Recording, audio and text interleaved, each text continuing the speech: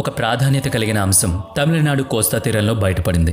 వేల సంవత్సరాల నాటి అతి ప్రాచీన తమిళ నగరం ఒకటి మున్నీటిలో ప్రచ్ఛన్నంగా ఉండిపోయింది ఎన్నాళ్ళుగా.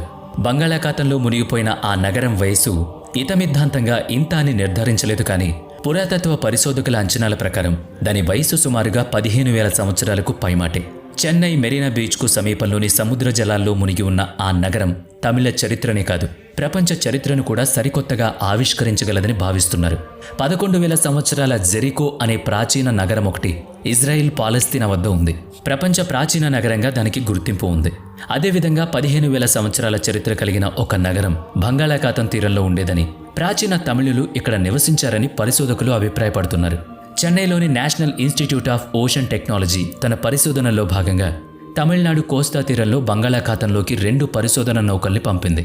సాగర్ తార, సాగర్ అన్వేషిక అనే ఆ 2 ఓడలు సముద్ర పరిశోధనలకు